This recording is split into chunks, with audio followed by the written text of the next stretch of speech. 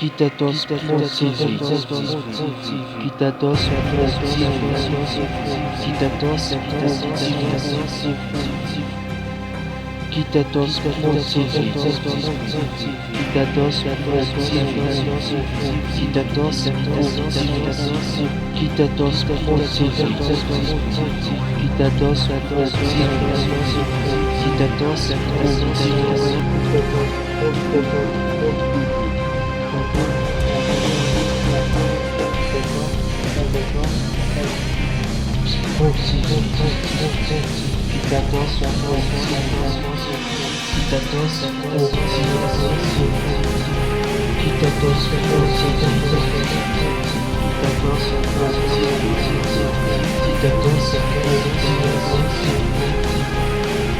Fiston Saïsaï, un artiste comédien qui n'a tellement pas de repères qu'il est difficile de trouver sa biographie complète sur Internet.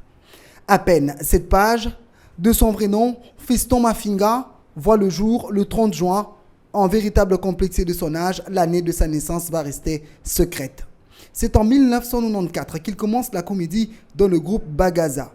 Ses premières apparitions laissent déjà transparaître un comédien au style terre-à-terre et vulgaire. Visage peint de braise, petite tenue et parfois torse nu, l'essentiel des rôles interprétés par Saïsaï sont répugnants et hideux. Pendant des longues années, sans talent hors du commun, Saïsaï va rester dans l'anonymat.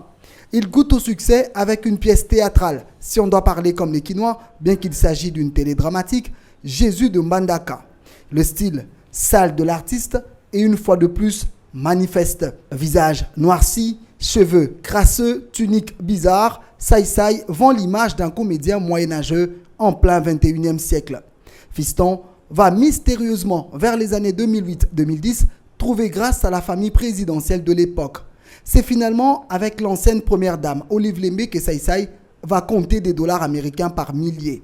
Faute d'inspiration dans les théâtres, il profite d'un réseau relationnel pour devenir la référence des spots publicitaires. Il abandonne les théâtres qu'il ne maîtrisait déjà pas pour créer une agence des publicités. Il s'autoproclame patron des artistes comédiens. Et pourtant, il est clair comme l'eau des roches que Saïsaï a toujours vécu comme l'essentiel des comédiens de la mendicité, appelée à Kinshasa Matolo. En 2015, Fiston Mafinga est accusé pour viol sur Ketia Matiti Moto. Il passera 2 mois en prison avant d'être acquitté parce que la partie civile n'avait pas réuni assez d'éléments constitutifs de l'acte de viol. En s'attaquant aux journalistes, Saïsaï oublie que les SOS des comédiens qui manquent des moyens pour payer leurs factures une fois malades passent toujours par les mêmes journalistes. Sans niveau d'études conséquent, il promet d'utiliser YouTube pour diffuser ses sketchs de mauvais goût, oubliant que même dans les pays où YouTube a vu le jour, les médias traditionnels existent encore. Patron des comédiens et pourtant Saïsaï avait pris part à l'échange avec la première dame Denise Nyekeru qui a mis en place une mutuelle pour les soins de santé des comédiens. Drôle des patrons. Ou sinon, l'homme ignore tout du mot patron. Si les journalistes ont leurs problèmes, il n'appartient pas aux comédiens rabougris comme Fiston Saïsaï de leur faire la morale.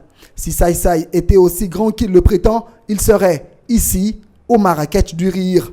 Avec un style théâtral de caniveau, Saïsaï finira sa carrière comme un comédien local de bas étage qui peut-être demain manquera les moyens financiers de soigner une fièvre et passera par les journalistes pour émettre des appels à l'aide.